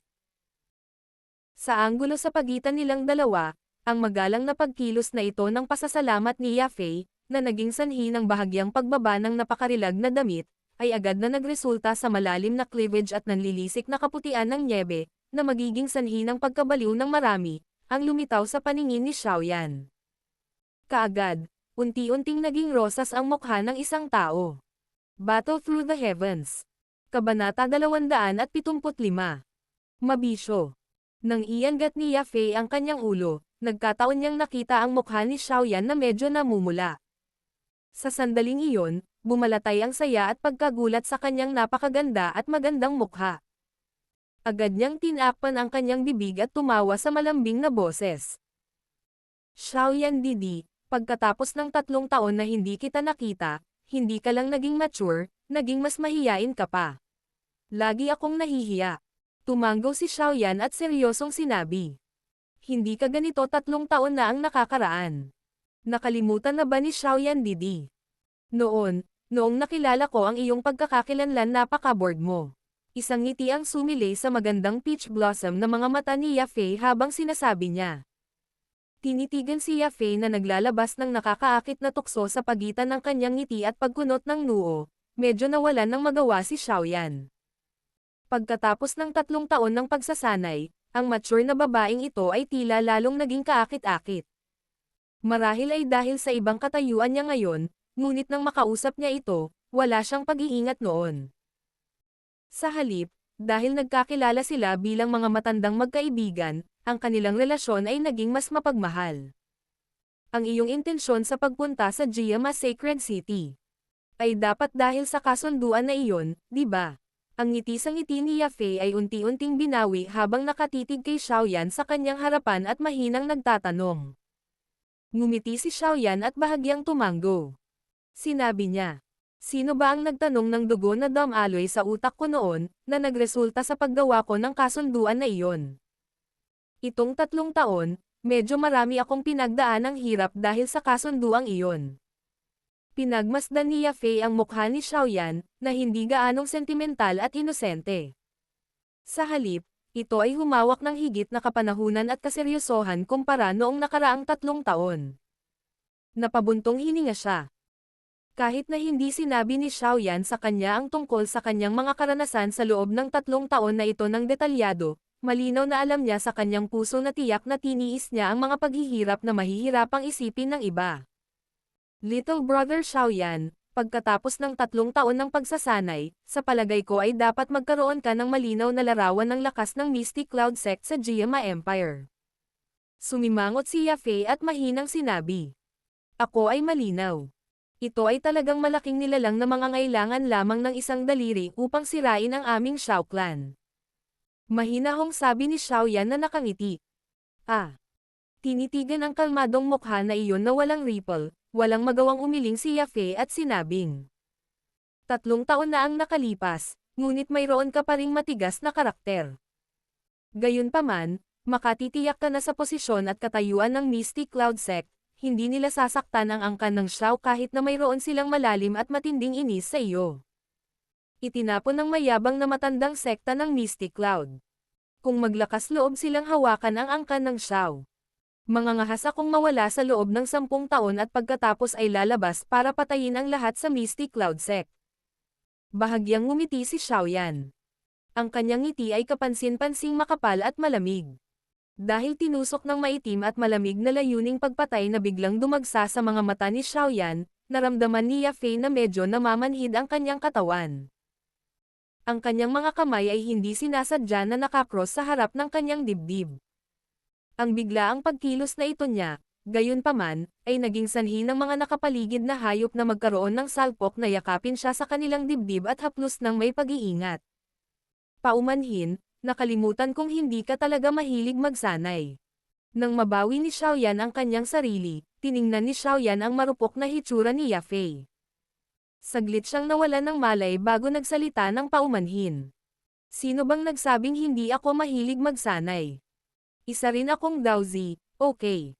Kaya lang mas naging mabigat ang iyong aura sa pagpatay pagkatapos ng 3 taong pagsasanay. Maihahalin tulad pa ito sa isang tao sa aming angkan na umakyat mula sa isang tumpok ng mga bangkay sa larangan ng digmaan. Nang marinig ang mga salita ni Xiaoyan, agad na tumingin si Yafei ng masama kay Xiaoyan at sinabing hindi nasisiyahan. Ha?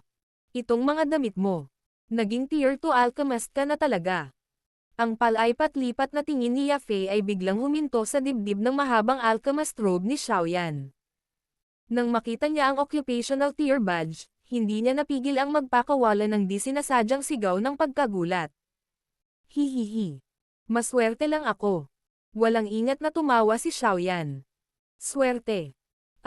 Para sa isang ordinaryong tao, ang pagsulong mula sa isang baguhan tungo sa isang tier 2 alchemist ay imposible nang hindi bababa sa 5 hanggang 6 na taon ng oras. Gayunpaman, naabot mo ang hakbang na ito sa loob ng 3 taon. Natatakot ako na hindi iyon basta swerte.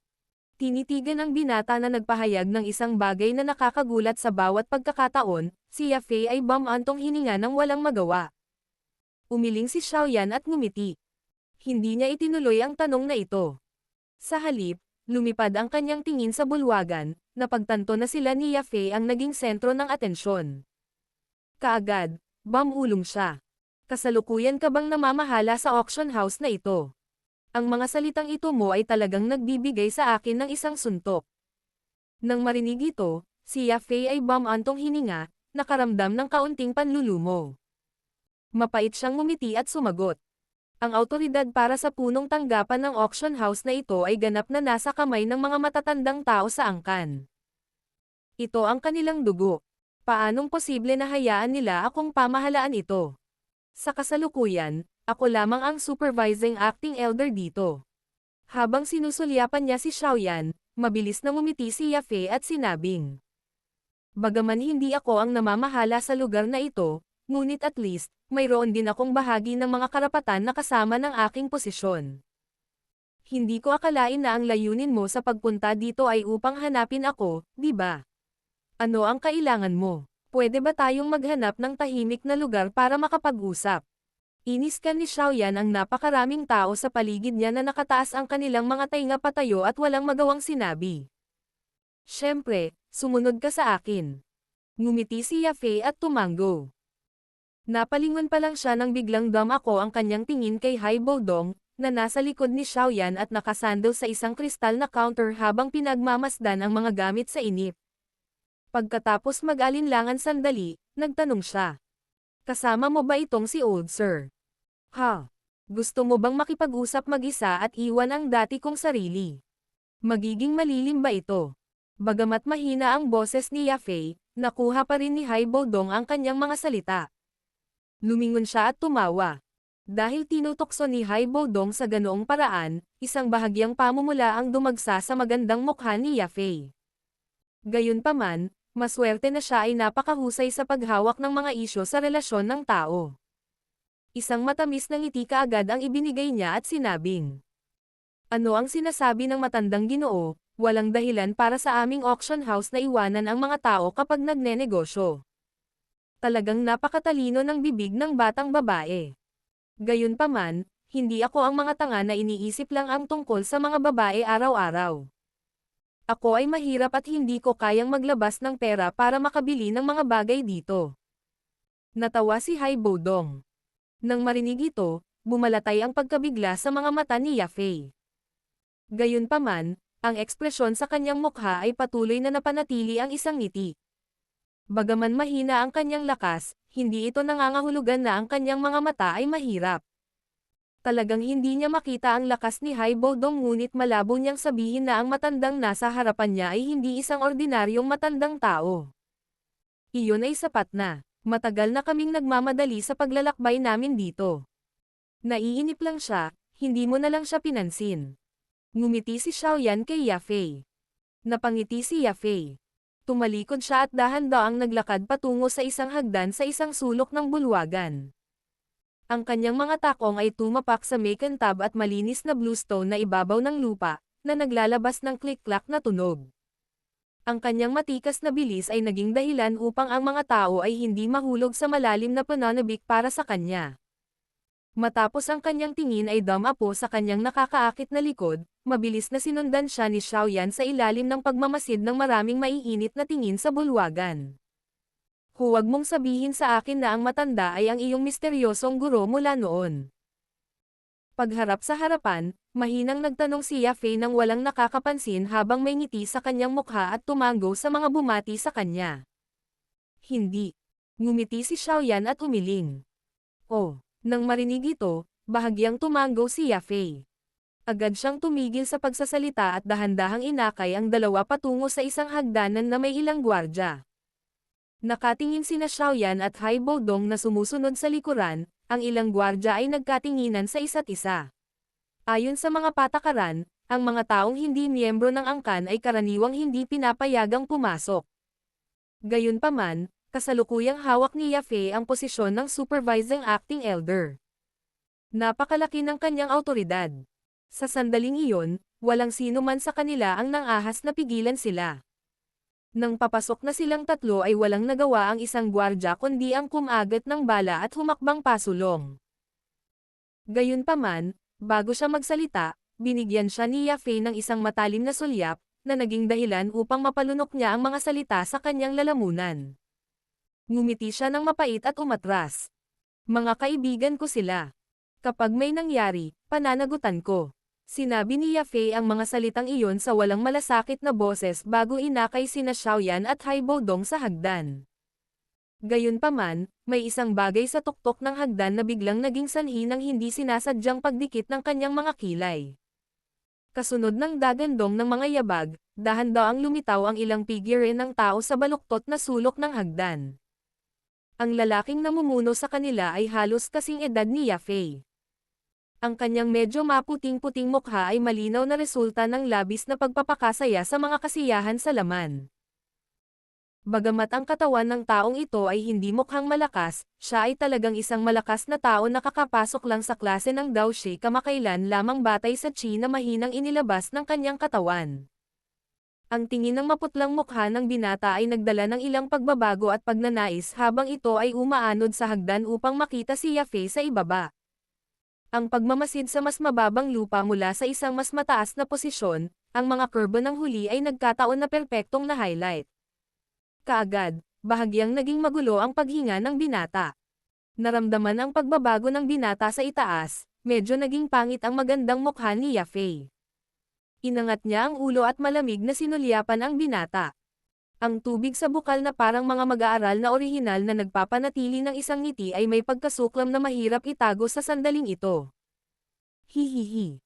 Yafei, ang lugar na ito ay kung saan nagsasagawa ng opisyal na negosyo ang aming angkan.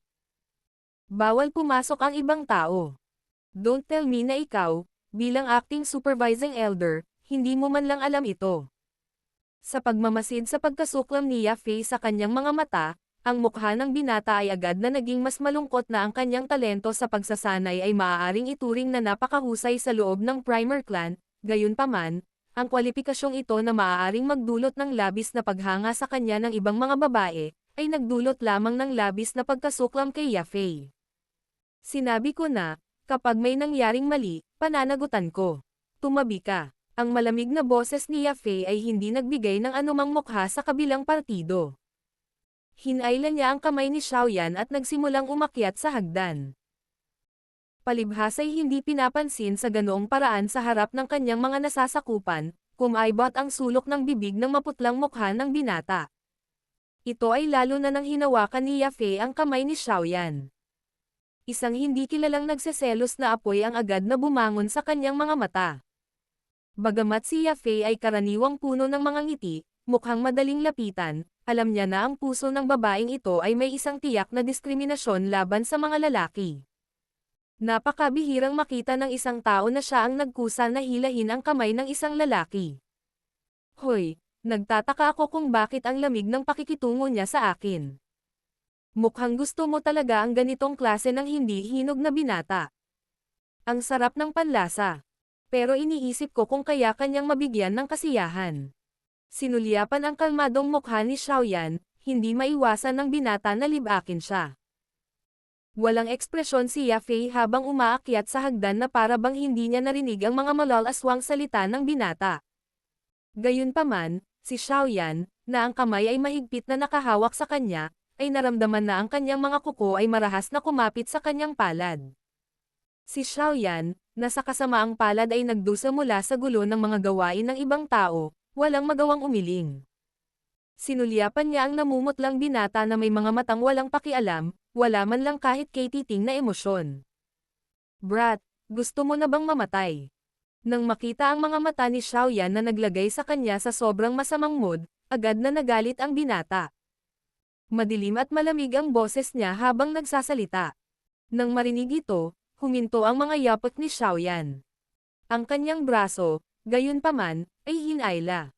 Bahagyang umiling si Yafei sa kanyang harapan, na nagpapahiwatig na huwag niyang pansinin ang bagay na iyon. Nang makita ito, napabuntong hininga si Xiaoyan at umiling. Tumanggaw siya at sumunod. Chi, malambot. Yafei, ang iyong mga pamantayan ay talagang kakilakilabot. Kung talagang kailangan mo ng isang binata, sa palagay ko hindi mo kailangang humanap ng isang taong ganoon, hindi. Ang pasensya ni Yafei ay nauwi sa naging dahilan upang mas maging mabisyo ang binata. Ibinuka niya ang kanyang bibig at marahas na tumawa. Muling itinigil ni Xiaoyan ang kanyang mga yabag sa paglalakad.